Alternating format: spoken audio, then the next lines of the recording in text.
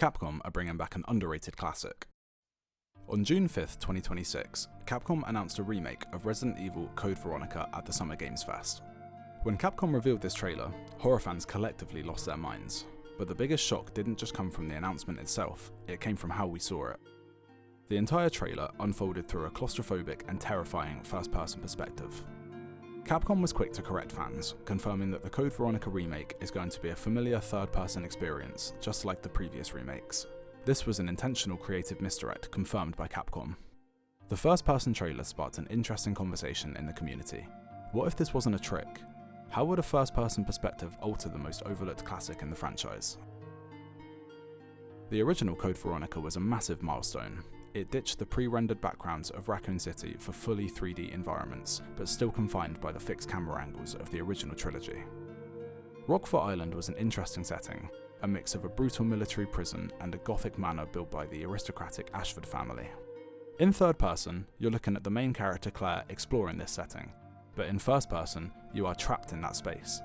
Imagine staring up at the grand rotting ceilings of the estate, the claustrophobia of the prison cells, and the empty vastness of the training yards.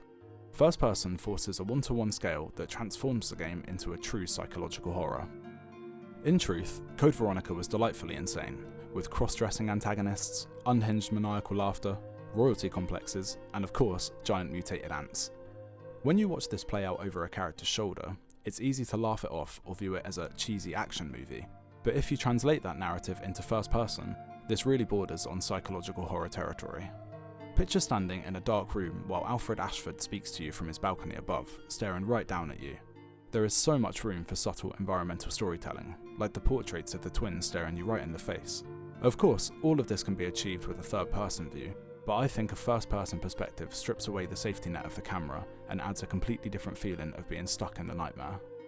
Code Veronica introduced some of the most terrifying creatures in the franchise, for example the Bandersnatch, a mutated freak with a single elastic arm that can grab you from across the room. In third person, dodging a Bandersnatch is a spatial puzzle, but in first person, it's a jump scare machine. Can you imagine turning a tight corridor on Rockfort Island and seeing a massive mutated hand whip out from the darkness straight into your face, pulling you towards a monster you can barely see? Another great example would be the Nosferatu boss, fighting a blind mutated tyrant in a hazy snowstorm where all you can hear is his heavy breathing. Doing that in a first-person perspective while dealing with the limited visibility could have been one of the scariest boss fights in survival horror history. We know this exact type of claustrophobia works, because Capcom already proved it to us. Resident Evil 7 was released on January 24th, 2017.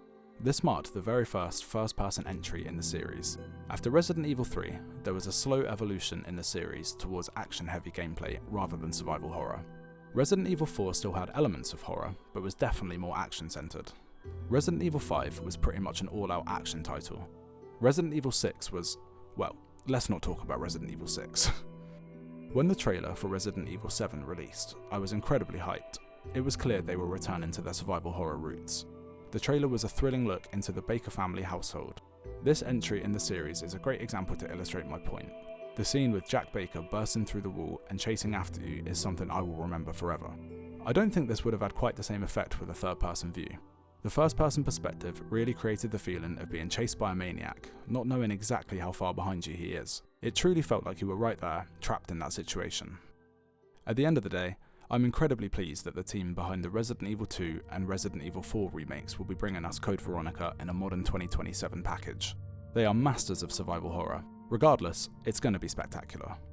But that Summer Games Fest teaser gave us a glimpse into an alternate reality, where Capcom used the perspective of Resident Evil 7 to turn one of their most colourful and interesting games into a deeply personal and claustrophobic nightmare. Even if it was a marketing trick, it proved one thing: Veronica has the potential to be the scariest remake Capcom has ever made. What do you think? Would you have enjoyed a deviation from the format of the previous remakes? Or are you pleased that we're sticking to the classic third-person style?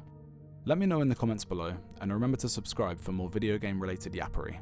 I'll be seeing you on Rockfort Island in 2027. Bye!